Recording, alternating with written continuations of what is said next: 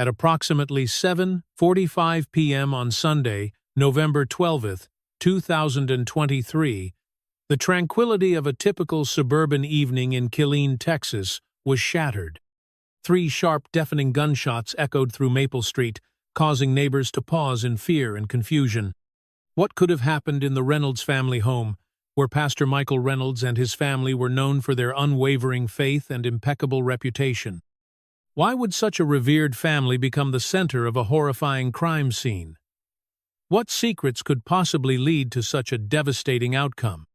Thank you for joining us on True Crime Atlas, as we delve into the unsettling case of the Reynolds family, a story that stunned a community and unraveled a web of secrets spanning generations. According to police reports, first responders arrived within minutes after multiple frantic 911 calls from alarmed neighbors. Officer Laura Mitchell, one of the first on the scene, later recounted the harrowing discovery inside the immaculate Reynolds residence. "We entered to find 3 victims with fatal gunshot wounds positioned around the dining table," she stated solemnly. Food was still warm on their plates. Each victim had sustained a single gunshot wound to the chest. The precision of the shots suggested a calculated attack rather than a crime of passion. Pastor Michael Reynolds was found slumped over in his chair at the head of the table. His son, Daniel, and daughter, Sophia, remained upright in their seats, their expressions frozen in shock. A well-worn Bible, which Michael habitually kept beside him during family meals, lay open on the tablet's pages, spattered with blood. The first officers on the scene encountered Melissa Reynolds, Michael's wife and mother of the deceased children, in the garage. She was attempting to start her vehicle when police detained her. A 9mm handgun registered in her name was recovered from her purse, later confirmed through ballistics to be the murder weapon. She was eerily calm, Officer Mitchell recalled. There was a chilling absence of emotion. It was as if she had just finished a mundane task. As news spread through Killeen, a city already familiar with military tragedies due to its proximity to Fort Hood, the immediate question on everyone's mind was, why? Why would Melissa Reynolds, the respected wife of a beloved pastor and mother of 2 accomplished teenagers, commit such a horrific act against her own family? The investigation would soon uncover a web of secrets spanning 3 generations of the Reynolds family, secrets so devastating that Melissa apparently believed murder was preferable to their exposure. In the months before that fateful Sunday evening in November, the Reynolds family epitomized respectability in their community. To those who attended St. Pride, Mark's Church, the Reynolds represented everything a Christian family should be: devout, successful, and seemingly perfect. Pastor Michael Reynolds had led his congregation for nearly 15 years, taking over from his father, Robert Reynolds, who had stepped down but remained an influential elder in the church. Congregants described Michael as a man who practiced what he preached. Pastor Michael would spend hours with families in crisis, recalled John Peterson, a church elder, during police interviews.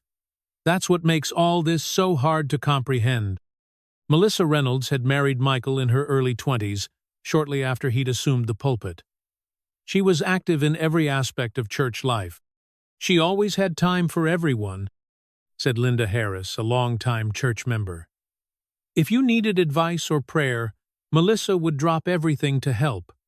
She seemed so devoted to Michael and those children. Their son Daniel was a first-year pre-seminary student at Texas A&M University, Central Texas, remaining close to home at his parents' urging. Following in his father's footsteps, he was tall and charismatic like his grandfather, Robert. Daniel was popular among the congregation's young adults. Sophia, their high-achieving 17-year-old daughter, led the church youth choir and maintained perfect grades at Killeen High School. She was quieter than her brother but respected for her maturity and dedication. What the congregation didn't see was how carefully curated this image truly was. Behind the polished exterior of Sunday services and community events, the Reynolds family was fractured in ways few could imagine. According to Andrew Reynolds, Michael's younger brother who had moved to Houston years earlier, the family dynamics had always been strained. Robert was impossible to please, Andrew told investigators after the murders. Michael spent his whole life trying to measure up to our father's expectations. That pressure created cracks nobody outside the family could see. Those cracks had begun to widen in the weeks before the murders.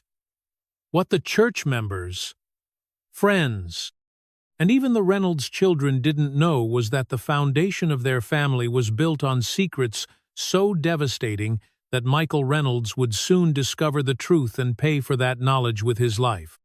The investigation into the Reynolds family murders took a disturbing turn when Margaret Reynolds, Michael's mother, provided investigators with a worn leather journal she had maintained for nearly 20 years. The journal, later entered into evidence as Exhibit 17B, contained meticulously documented accounts of Robert Reynolds' inappropriate behavior with female church members dating back to the early 2000s. Robert wasn't just a pastor, Margaret explained in her official statement. He was a predator who used his position to pursue vulnerable women. I started documenting everything after the third incident because I knew nobody would believe me without proof.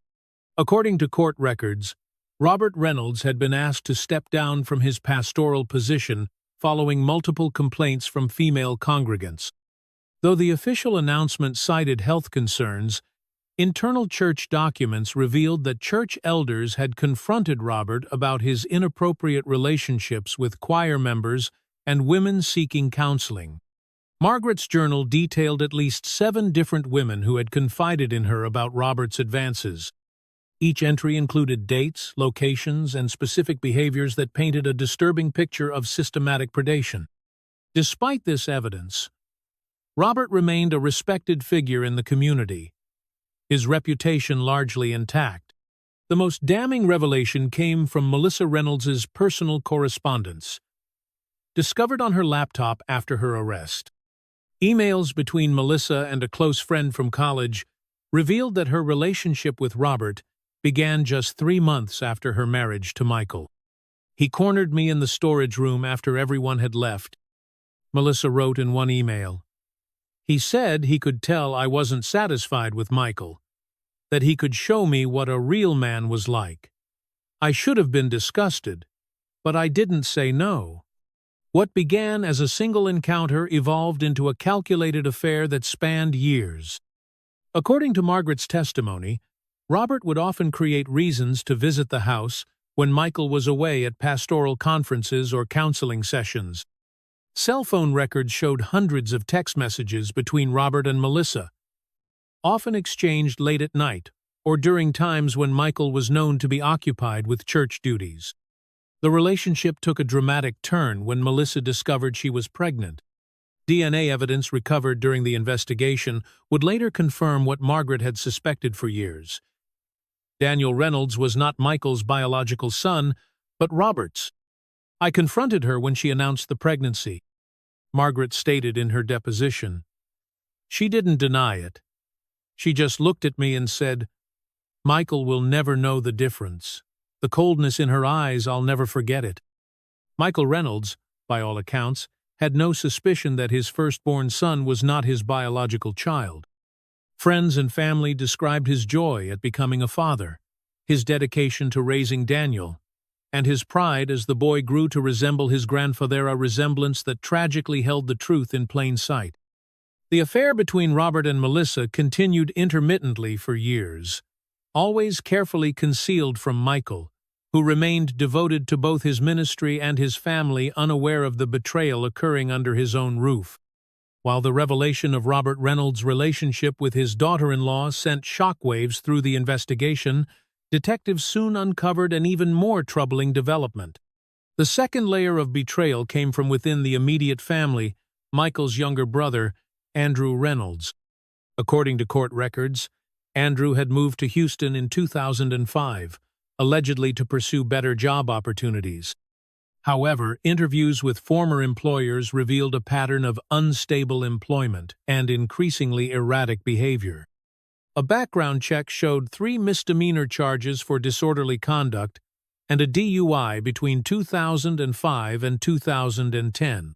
The turning point in Andrew's relationship with the family occurred in late 2006. Cell phone records recovered during the investigation showed a dramatic increase in calls between Andrew and Melissa around this time. Initially, investigators suspected a romantic relationship, but the truth proved far more calculated. According to a 10-page letter Andrew wrote to Michael from prison, he had discovered Melissa and Robert's affair by accident. "I came back to Killeen unannounced that weekend to borrow money from Dad," Andrew wrote. "I walked into the storage shed behind his house looking for tools and found them together. She wasn't struggling, she wasn't crying. She was a willing participant." Police recovered a series of text messages from Melissa's old phone backup that corroborated this timeline. Andrew's blackmail was explicit. According to his confession letter, he initially demanded 10-0 to keep silent. When Melissa claimed she couldn't access that much money without Michael noticing, Andrew suggested an alternative form of payment. "He told me either I sleep with him once or he'd tell Michael everything," Melissa admitted in her post-arrest interview. "I made a calculated decision. One night with Andrew seemed like a small price to keep my marriage and reputation intact." The encounter took place at a motel outside Killeen while Michael was at a pastoral conference in Dallas. What neither Melissa nor Andrew anticipated was the pregnancy that resulted from this coerced encounter. 2 months later, Melissa discovered she was pregnant with Sophia. "I knew immediately it wasn't Michael's," Melissa stated in her confession. "We hadn't been intimate in weeks due to his travel schedule, but I convinced him the timing worked. He never questioned it." Andrew's demands stopped after the encounter, but his life continued to spiral downward. Court records show that he was arrested for his involvement in a convenience store robbery that resulted in the clerk's death.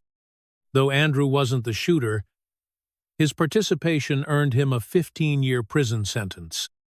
"The irony wasn't lost on me," Andrew wrote in his confession letter. "I helped create a child I would never know while blackmailing my sister-in-law over a child that wasn't my brother's. We're all going to hell for what we did to Michael." Prison visitation logs show that neither Michael nor Melissa ever visited Andrew during his incarceration. It wasn't until his 8th year in prison, following a near-fatal stabbing by another inmate, that Andrew's conscience finally compelled him to write the confession letter that would eventually reach his brother. The letter, obtained by investigators from Michael's home office following the murders, methodically detailed both Andrew's blackmail of Melissa and the earlier affair between Melissa and Robert Reynolds. Andrew included specific dates, locations, and details that could be independently verified. According to prison records, Andrew mailed the letter through the prison's regular mail system. Delivery confirmation showed it reached the Reynolds residence. Michael's bank records revealed that 2 days later, he purchased DNA testing kits from an online genetic testing company.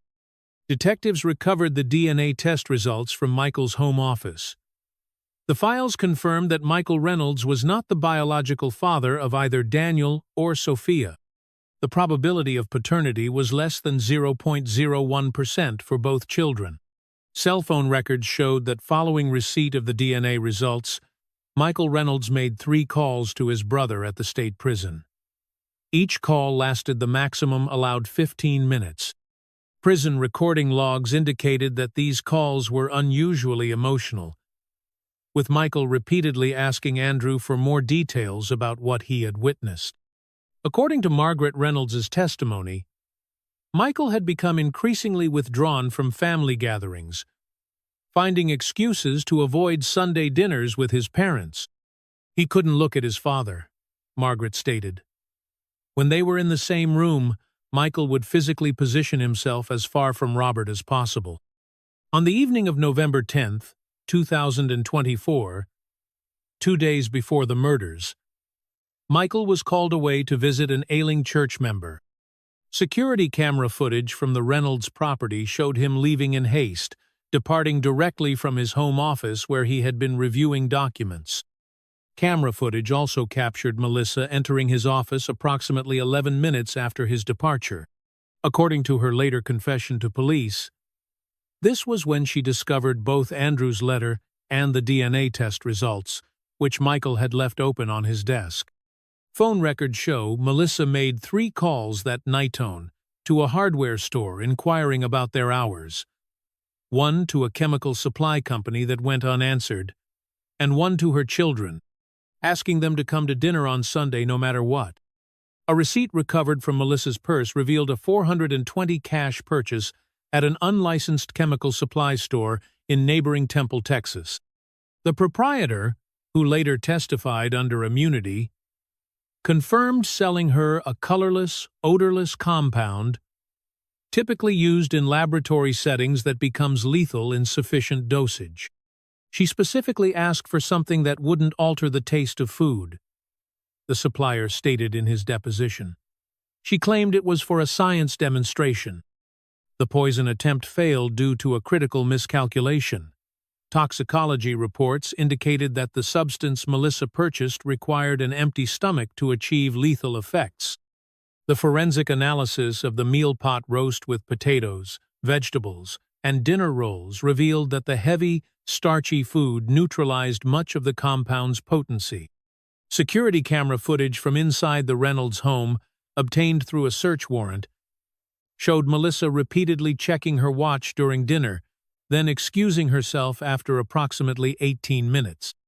When it became clear her primary plan had failed, Melissa returned to the dining room, the gun concealed behind the folds of her dress. The autopsy report confirmed that all 3 victims were shot from a standing position approximately 4 feet away from the table. Ballistics analysis revealed that Daniel, seated to Michael's right, was shot second. The autopsy showed defensive wounds on his forearms, indicating he had raised his arms in protection. Sophia, seated across from him, was the final victim. According to the medical examiner's report, all 3 died within minutes from catastrophic blood loss. Following the shooting, surveillance footage showed Melissa wiping the gun with a napkin before placing it in her purse. She then proceeded directly to the garage, where officers apprehended her minutes later. News of the Reynolds family murders spread rapidly through Killeen. According to police records, Margaret Reynolds was notified of the tragedy at 8:37 p.m. She wasn't in her residence when the news hit her. She collapsed upon hearing the news, requiring medical attention from paramedics on standby. Robert Reynolds, meanwhile, had been informed of the crime earlier through a friend's call. In his residence, neighbors reported hearing a single gunshot echoed from the bathroom. After forcing entry, officers discovered Robert Reynolds dead from a self-inflicted gunshot wound to the head, a .38 revolver still in his hand. A handwritten note recovered from the bathroom counter contained only 5 words: "I created this. I'm sorry." Forensic analysis confirmed it was Robert Reynolds' handwriting, though the brevity of the message left investigators with more questions than answers. Margaret Reynolds was hospitalized following the double trauma of her son's murder and husband's suicide. Hospital records indicated she suffered a mild heart attack upon hearing about Robert's death. During her 5-day hospital stay, she provided investigators with what would become the most comprehensive explanation of the family's dark history. Margaret Reynolds' statement was approximately 8 hours long, spread across 3 days. According to the transcripts, she had known about Robert's affair with Melissa since it began 3 months after her marriage to Michael. "I caught them together in Robert's study," she stated. It wasn't the first time he'd pursued a younger woman. He had a pattern with female church members that had already caused problems. Margaret revealed that Robert had been forced to step down from his pastoral position after multiple women came forward with complaints of inappropriate behavior. "The church covered it up," she explained. called it health issues to save face. But at least 5 women had reported him for making advances during counseling sessions. When asked why she hadn't exposed the affair between Robert and Melissa, Margaret's answer revealed the extent of the abuse within the family. "He threatened to kill me if I ever told Michael," she stated. "He showed me the gun he kept in his nightstand and said he'd make it look like a break-in. After many years of marriage, I knew he wasn't bluffing." Hospital records noted Margaret's elevated stress levels during this portion of her testimony. According to the attending nurse's notes, she required sedation after describing the threats in detail. Margaret also confirmed she had suspected Robert was Daniel's biological father. The timing of the pregnancy, the way Robert doted on the boy, the physical resemblances that became more obvious as Daniel grew older, I knew, but I couldn't say anything. The most shocking revelation came when Margaret described her discovery of Andrew's involvement. According to Margaret, she had attempted to hint to Michael about the children's true parentage on multiple occasions. "I would say things like how Daniel had his grandfather's eyes, or how Sophia reminded me of Andrew at that age. I hoped Michael would start asking questions, but he never caught on. He trusted his wife completely." 3 days after completing her statement, Margaret Reynolds suffered a massive heart attack in her hospital room. Despite resuscitation efforts, she was pronounced dead. The medical examiner attributed her death to stress-induced cardiac arrest, officially listing it as a secondary consequence of the homicides. After a 3-week trial, Melissa Reynolds was found guilty on 3 counts of first-degree murder. According to court transcripts, she remained expressionless as the judge sentenced her to life in prison without the possibility of parole. "In my 22 years on the bench, I have never encountered a case with such calculated cruelty," the judge stated during sentencing. The defendant executed her family not out of passion, but out of self-preservation. Prosecutors presented 47 pieces of evidence, including the security footage, DNA tests, Andrew's confession letter, and Margaret's deathbed testimony. Defense attorneys attempted to argue diminished capacity due to psychological trauma, but the jury deliberated for only 6 hours before returning a unanimous guilty verdict. The Killeen community struggled to process the tragedy. Church attendance at St. Tuorgace's marks dropped by 68%, according to local reports, with many former congregants unable to reconcile their faith with the horrors that had occurred within the Reynolds family. "How do we trust anything anymore?"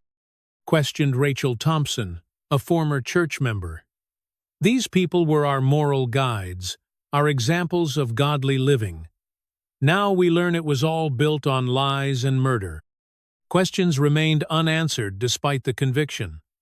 Why had Margaret never found the courage to reveal the truth, even when threatened? How had Michael failed to notice the patterns of behavior in his own home? Could the tragedy have been prevented if Robert had been exposed years earlier?